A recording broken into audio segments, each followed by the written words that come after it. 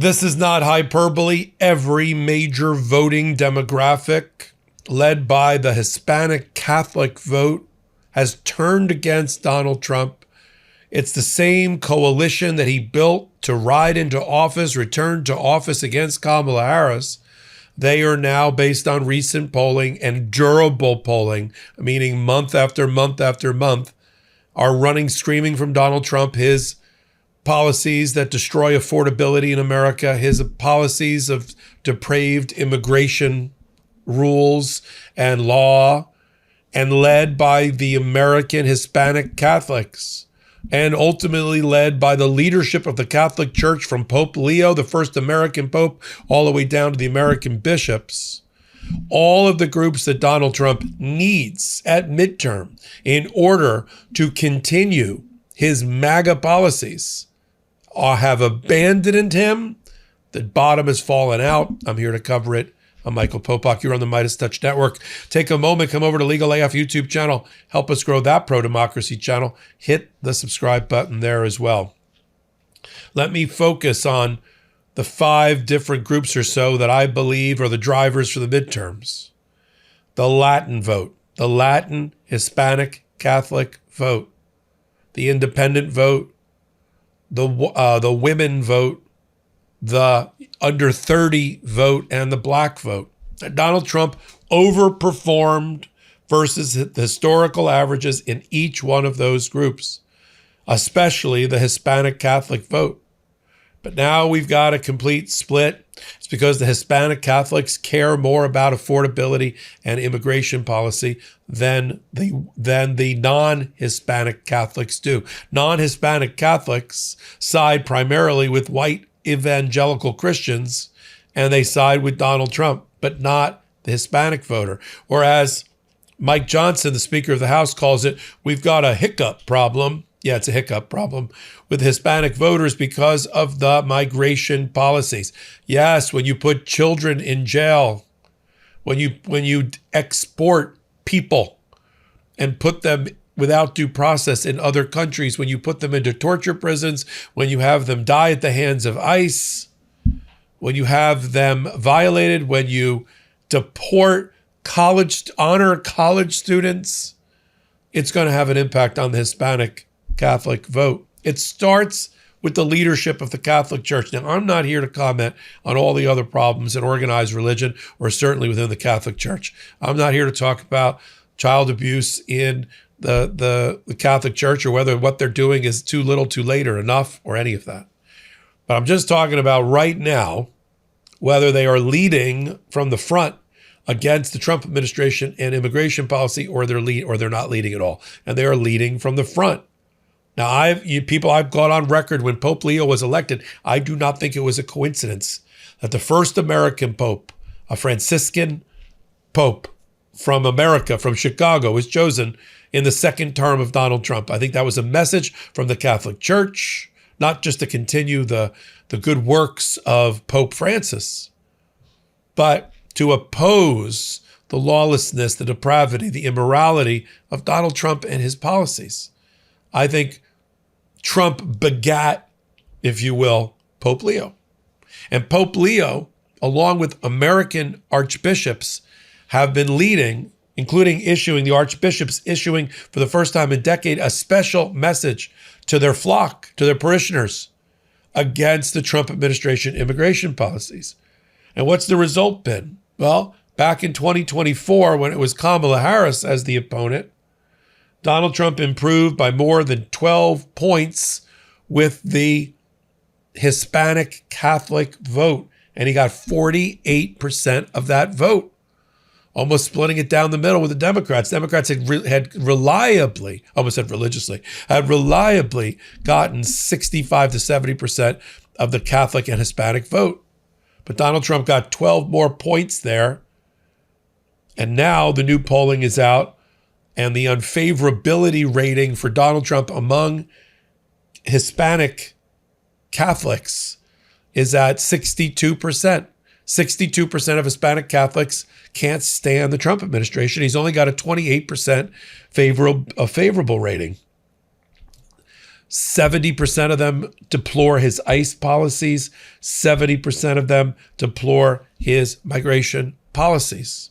He's effectively lost all of the 12-point upswing that he obtained during the last election. We've seen this play out in a couple of states that have large Hispanic populations, although the Hispanic vote and the Hispanic Catholic vote, if it bands together and votes against Donald Trump and MAGA, can move the needle in many, many jurisdictions. Not just California, Texas, and New York. In Georgia, too. In places that are purple. But this is why the Republican MAGA are freaking out, because of what happened last month in Texas, in Tarrant County, a county that Donald Trump won by 17 points. You don't get any redder than that against Kamala Harris. Well, Taylor Redditt is now a state senator, a Democrat from Tarrant County. He won by 14 points. That's a 31-point swing for a Democrat in a special election in ruby red MAGA country of Texas. This is something I wish more people talked about sooner, and it runs in my family. High blood pressure. It doesn't always feel urgent, but it affects half of all adults, and it's the #1 risk factor for mortality. It doesn't hurt. It doesn't warn you. It just quietly builds over time. By March, New Year, momentum fades. Life gets busy, but blood pressure doesn't take a season off. That's why I've been learning about 120 Life, a once-a-day functional drink made with ingredients that help support healthy blood pressure. It's not a pill, not a stimulant, and not some trendy wellness gimmick. It tastes great, it's refreshing, and it's made from a blend of superfruit juices with a powdered version that has just 1 gram of sugar. This isn't guesswork. Grab a home blood pressure monitor, drink 120 Life daily, and check your numbers. Many people see improvement in as little as 2 weeks. Go to 120life.com, that's 120life.com, and use my code LegalAF for 20% off. Try it risk-free for 2 weeks. If your blood pressure doesn't come down, you get a full refund. Go to 120life.com and use the code LegalAF to save 20%. Don't wait until next month. Nothing to lose except high blood pressure numbers. Go to 120life.com and use my code LegalAF for 20% off. These statements have not been approved by the Food and Drug Administration. This product is not intended to diagnose, treat, cure, or prevent any disease. Independents are rejecting Donald Trump. We'll move on to that in a moment. That's Texas. In more than 283 races since the start of the Trump administration 16 months ago, the Democrats have overperformed. They did better and much better than Kamala Harris in 90% of those districts. They are 28-0 in flipping Republican House and state Senate seats. 28-0. Not one Republican has flipped a Democrat seat during that same time period. They're winning 21%. In 21% of the time, they're able to flip the seat. Now let's look at Florida, my adopted home state. Let's look at the city of Miami back in the special election or the election. You've got Eileen Higgins, non-Hispanic woman. There hasn't been a Democrat that's won the city of Miami mayoral race in more than 30 years, let alone a non-Hispanic. Let alone a Democrat, okay? So she runs in a district where Trump won Florida by 10 points over Kamala Harris. He won Miami-Dade County, where the city of Miami resides, by 12 points. He tied Kamala Harris in the city, effectively a tie in the city. And what happened with Eileen Higgins? She won by 19 points over a Trump-picked, endorsed candidate in the city where his Miami, where his presidential library is going to be, a candidate who was also endorsed by Governor DeSantis. Eileen Higgins won by 19 points. That's a 29-point swing against the state. That's a 31-point swing against the county, and a 19-point swing against the tie between Trump and Kamala Harris in the city of Miami. This is what's freaking out the Republicans. But that's not all. Let's look at the overall Hispanic vote. Is Trump has about a 38% approval rating. With independents, he has a 30% approval rating.